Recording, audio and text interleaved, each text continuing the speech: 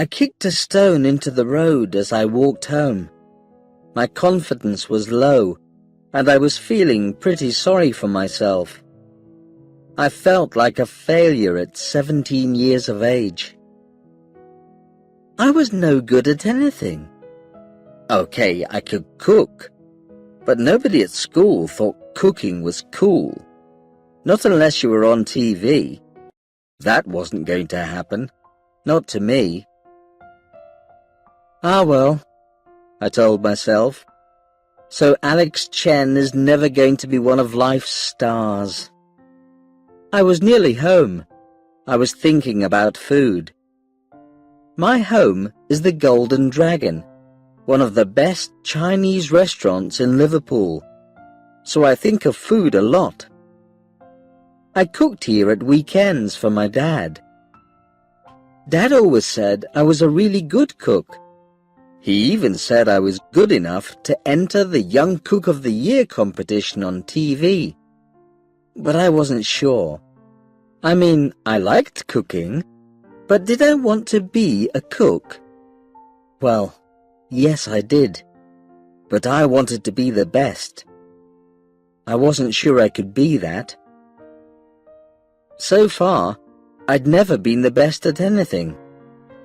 The school football team had turned me down. I had failed my driving test. If only I could be the best at something. "The trouble with young people today," said Grandmother, as she helped herself yet again to the chicken and rice I had cooked, "is that they don't care about the old ways and traditions. Nobody cares about old people anymore." By young people, she meant me and my dad, and by old people, she meant herself. Grandmother was the oldest person in the Chen family, and she came from Hong Kong every February to see Dad, Mum and me for Chinese New Year. "A son should visit his mother, not the other way round. Isn't that the way in England too, Delia dear?" "I'm from Liverpool," said Mum. "Don't ask me about the rest of England. I've been married to George for 18 years now, and I still don't understand how they do things in Hong Kong."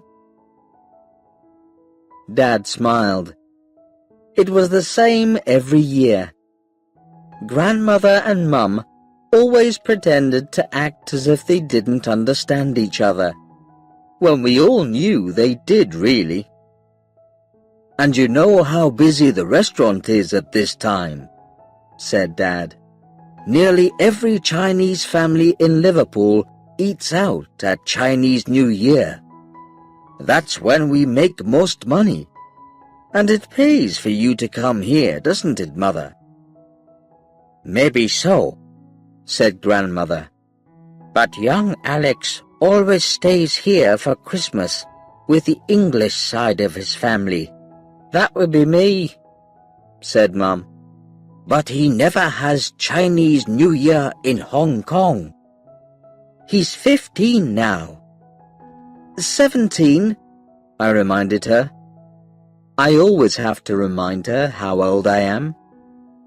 "As I said," Grandmother continued, "he needs to get in touch with his own traditions." "Yeah, I know," I said. "But I can do both, can't I? I mean, I was born here, not in Hong Kong. But I still see Hong Kong nearly every summer. And Dad, you make sure I know everything about the place." "Everything?" said Grandmother. "You still can't speak Chinese very well." "Neither can Dad," I said. "I've just got out of practice, that's all," Dad answered. "All right, everybody," said Mum. "Relax. Grandmother, we make sure Alex knows about both sides of his family. Really? Grandmother asked. How much does he know about my little brother, his great-uncle Tong Po? Mother, Dad said quietly, even I don't know much about Uncle Tong Po. I've only seen him in a few old photographs. Why do you mention him now? Because, said Grandmother with a big smile, he's coming to see us. He'll be here tomorrow morning. I'd never heard of Great-Uncle Tong Po. Neither had Mum. Excuse me, Mum said. Why hasn't anybody ever told me about Great-Uncle Tong Po? Grandmother was loving every minute of this little drama. She chewed a piece of chicken thoughtfully, and then she began. My little brother, Tong Po, ran away from home when he was 14, she said. He wanted to join one of the temples in China to be a priest and study martial arts. You know, Kung Fu. I didn't believe him, but he did run away, and we never saw or heard from him for years. Mother and Father pretended to forget him, but I don't think they ever did. In those days, people didn't ask many questions about young men who ran away from home. It happened all the time. None of us heard from him. Mother and Father both died just a few years later. I thought this was fantastic. A relative who was a Chinese priest who studied martial arts. Cool. So, Grandmother, I asked, was he a priest? Well, he sent me a letter about 10 years ago. He said he would see me one day. The letter was from the Shaolin Temple in China. That's where they study Chinese martial arts. So I suppose that's what he did. I wrote to him, telling him all about my family, including you, Alex. He never wrote back. Then, this morning, I got another letter from him. He said he was coming to see us. A letter from the Shaolin Temple? I said. Wow! No, Alex, Grandmother said. It was from London. He's in London, and he's going to come to Liverpool by train. He's going to get a taxi here when he gets to Liverpool station. He'll be here by 10 o'clock tomorrow morning. He wants to stay for a month, maybe more. There was no time to write back, but I knew you wouldn't mind, of course. Of course, said Mum with a small smile. Does he speak English, Mother? Dad asked. He spoke English as a boy, said Grandmother, though we mostly spoke in Chinese. You can practice your Chinese, can't you? Don't expect me to, said Mum. Don't worry, Grandmother laughed. We'll tell you what he's saying, right? Dad and I looked at each other. We were going to spend a month or more with a Shaolin priest in the center of Liverpool during Chinese New Year. I could hardly wait to tell my friends at school. On Saturday mornings, I usually get up early and help out in the restaurant. I cook for the lunchtime customers. We get a lot of Chinese customers at this time of year. It was no surprise when a Chinese man of about 60 sat down for breakfast. He was small and fat, with very short black hair, and he looked smart in a dark suit. I watched with interest as he ate the dumplings I had made. I was really good at making dumplings. He saw me looking. "Did you make these?" he asked in English with a Chinese accent. "Yes, sir," I answered. "I hope they're okay." "Too much salt," he said quietly. "They are good, but use less salt." "Sorry, sir," I said, thinking he didn't know what he was talking about. "Here," he said, picking a dumpling up with his Chinese chopsticks. "You try, and then tell me if I'm wrong. What tastes stronger, the dumpling or the salt?" I took the dumpling and put it into my mouth. I thought about it as I chewed. He was right. I'd made them quickly. I never questioned how good they were. They were just a little too salty. "You see," he said, "only a good cook would know the difference. And I can tell you're a good cook, Alex Chen."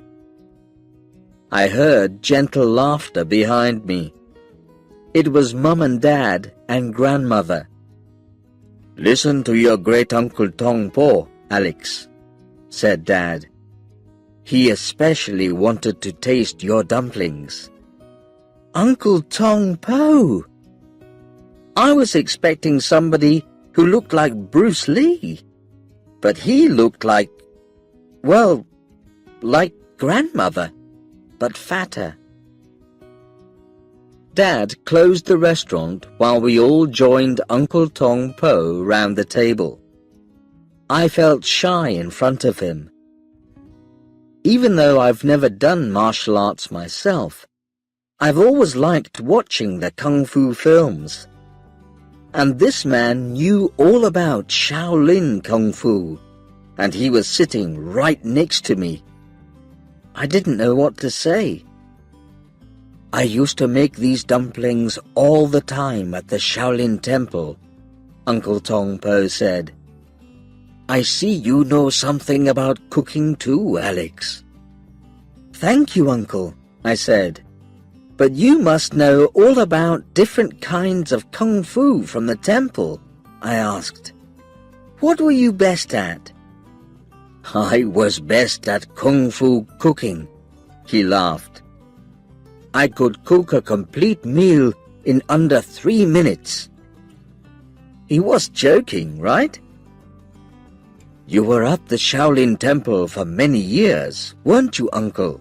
Dad asked. "I think Alex is interested in your kung fu fighting. After all, the Shaolin Temple is famous for teaching kung fu, you know, teaching you to fight with your hands and feet." Uncle smiled. "Yes, but all kung fu means is a thing done well. And what I did well was cook." "Cooking?" I asked. "But you're a Shaolin Kung Fu teacher, aren't you?" "Yes," said Uncle. "I teach Kung Fu cooking."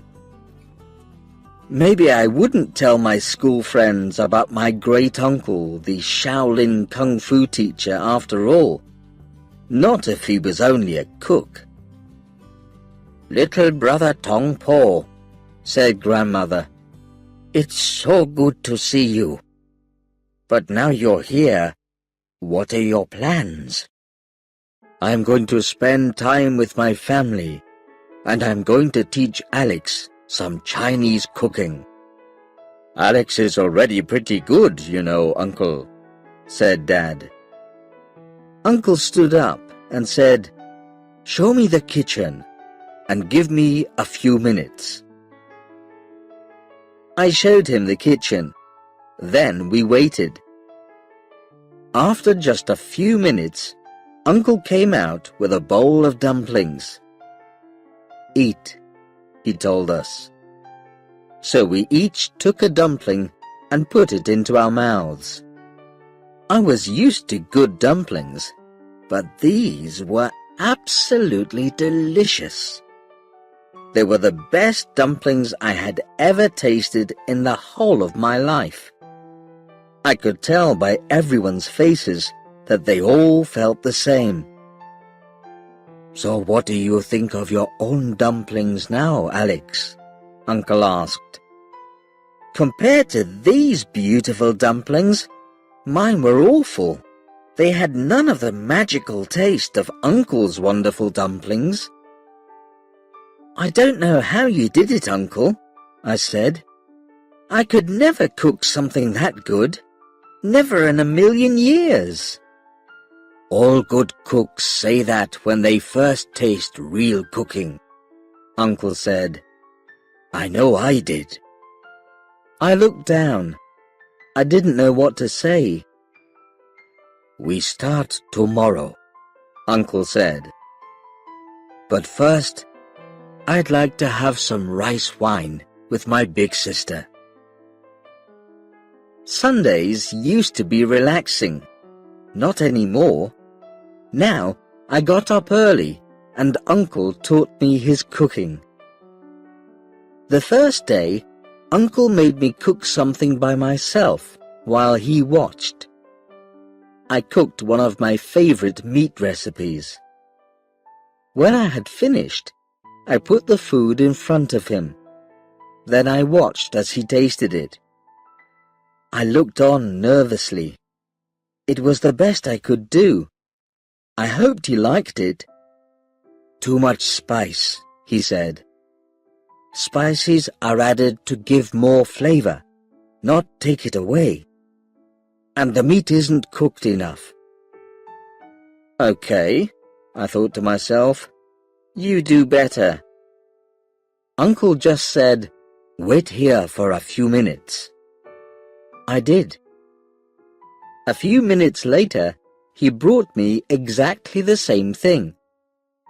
I say exactly, but of course it wasn't.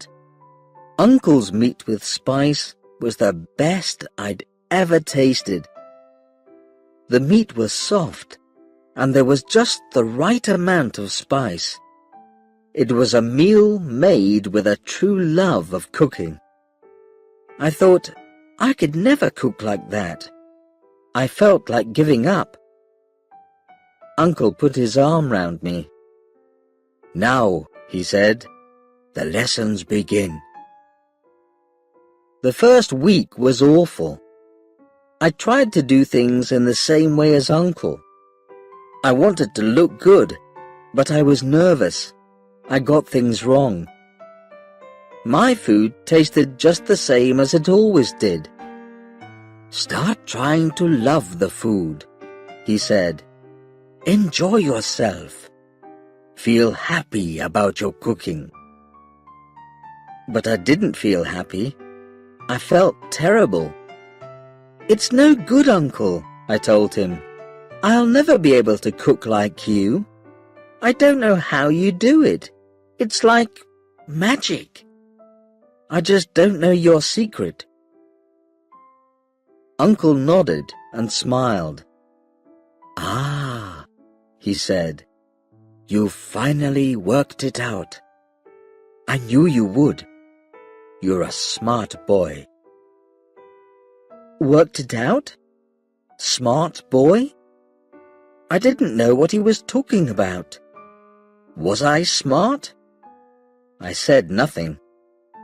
"You don't think I was a Shaolin priest for nothing, do you? I mean, we have secrets. We know things. We know all about spices.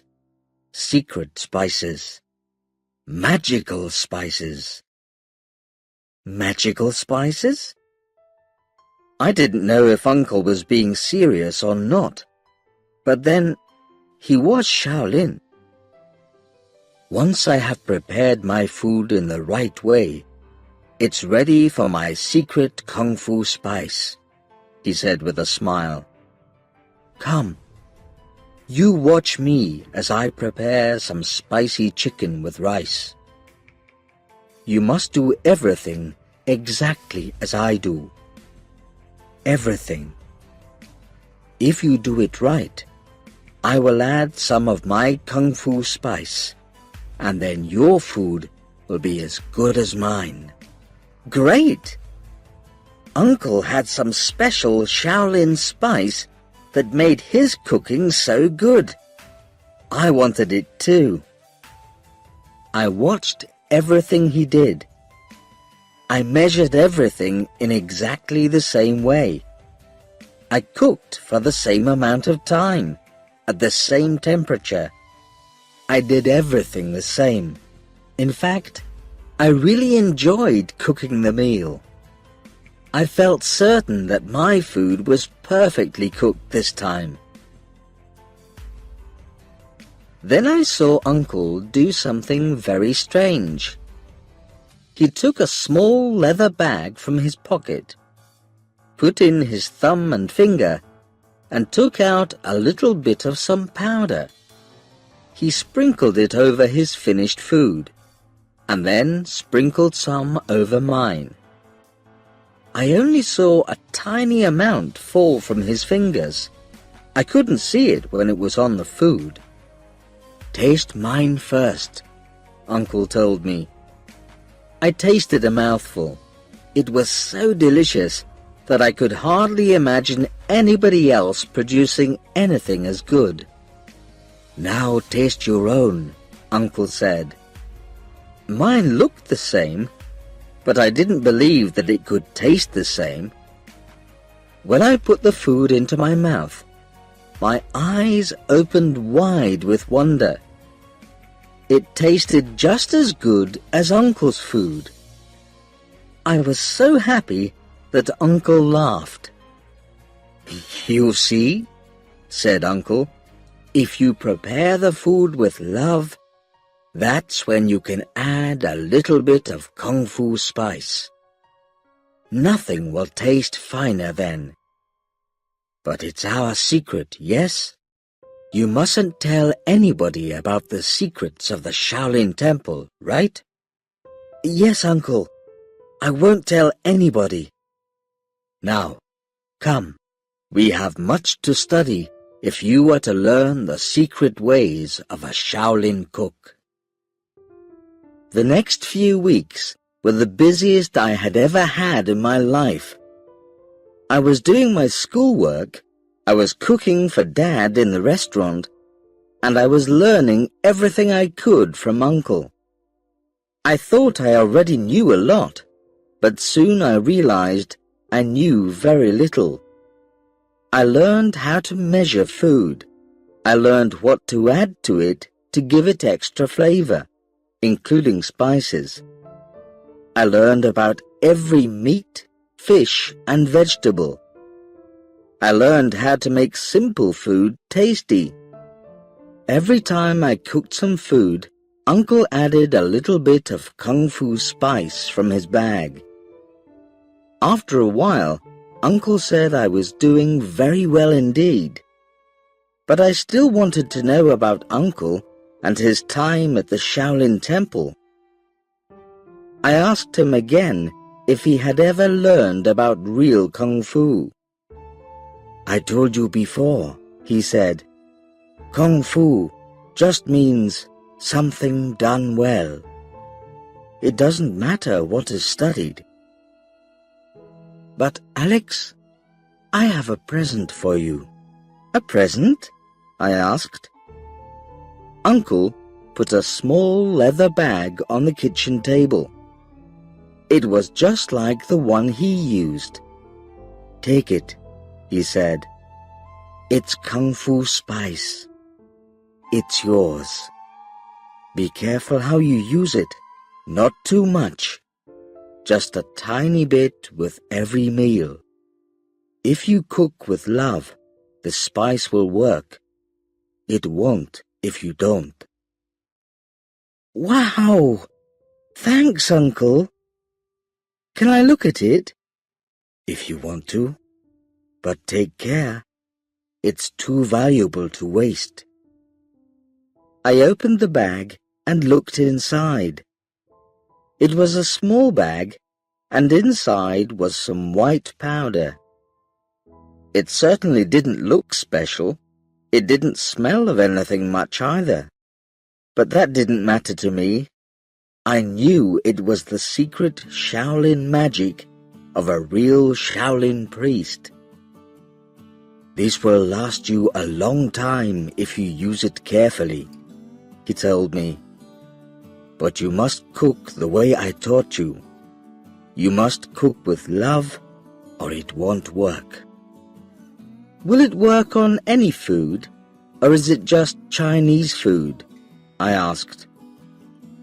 I wondered about this because my mum made brilliant English and French food. I enjoyed cooking that too. "If you cook any food with love, it will work," Uncle said. "Your Kung Fu spice will make it the best it can be." I put my bag of spice away in my room. I had never forgotten about Dad's idea about the Young Cook of the Year competition on TV. I asked Dad about it, and he thought it was a great idea. We emailed my entry form the next day. I was feeling confident now. After all, with my Kung Fu spice, how could I lose? "Alex, it's a letter," Mum called. It was morning and I was still in bed. "It looks like it's from the TV people." I ran downstairs, took the letter from the table and tore it open. Everybody was watching me. "Well?" asked Dad. "Yes," I shouted. "They've said I'm going to be in the Young Cook of the Year competition. The first part is next week." Mum hugged me. Dad shook my hand. Grandmother kissed me on the nose, and Uncle smiled. "Hey," I said, "it's not going to be easy. If I'm going to win this, I have to beat the best young cooks in the country." I looked at Uncle and knew that, with the help of his Kung Fu spice, nobody could beat me. Time flew by. I worked hard.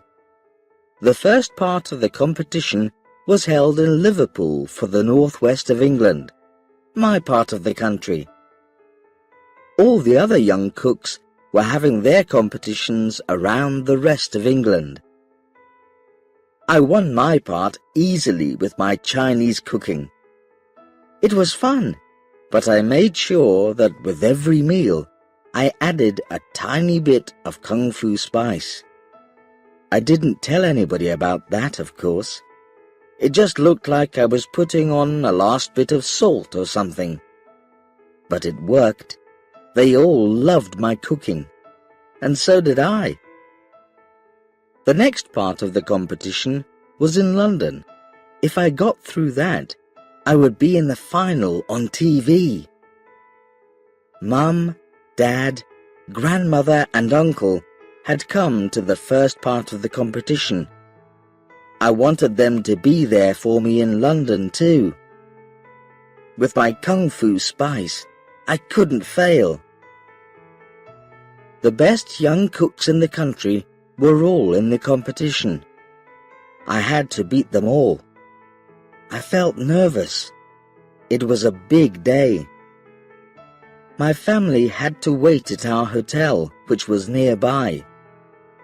If I got through this part of the competition, they would see me on TV in the finals. I was with 5 other young cooks from all around the country. We all had to cook in a top London restaurant, and we were going to be judged by one of the top cooks in London. I wasn't going to cook Chinese food. I didn't mind. I could cook most things now. With my Kung Fu spice, I could cook anything. We were taken to the kitchen of the restaurant. The head cook gave us our instructions. He told us that we each had to cook one course of a meal. I had to cook steak with potatoes and green beans. Steak wasn't food I cooked often, but I knew how it was done. We had less than 1 hour to get the meal ready. No problem. I knew exactly what to do for a course like this. I knew how steak should be cooked, not too much, not too little. I knew how to cook potatoes and vegetables so that they were just right. I did everything right.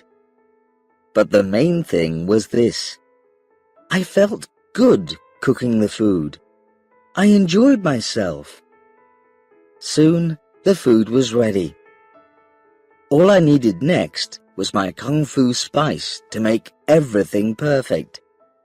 Just a tiny bit was all I needed. I reached for the little bag in my pocket. It wasn't there. I searched all of my pockets, but I just couldn't find it. What could I do? I felt afraid. The skin on my back went cold, and my tongue went dry. I wanted to run out and find my uncle. He must have some more kung fu spice. I had to have it. I had to. But it was too late. The judge was already on his way to taste my food. Oh no! Without my Shaolin magic, I was just an ordinary cook. What chance did I have of winning now? The competition judge was French. He looked like he knew everything about cooking. He looked at my steak and cut off a piece. He put some potato on the same fork and some green beans as well. Then he put it all into his mouth and chewed. Dad, Mum, and Grandmother were waiting for me as I walked into the hotel lounge. Where was Uncle? Alex, Mum cried. Did you get through? Of course he got through. Didn't you, Alex? Said Grandmother. I don't know how, I said. But I did it. I got through. And why are you so surprised? You know enough about cooking to win, son, Dad said. We all know that, even if you don't. Mum hugged me, and Dad looked very pleased. I was pretty pleased myself. I had got through to the finals without the help of my kung fu spice. I could hardly believe it. Hey, where's Uncle? I asked. I couldn't see him anywhere. I'm sorry, Alex, said Grandmother, but my brother told us he had to go back to the temple. It's just like him to disappear suddenly. He never changes. But he left this letter for you. Grandmother gave me an envelope. I opened it, and inside was a letter and the bag of kung fu spice. The letter said, Dear Alex, I have to go back to the Shaolin Temple.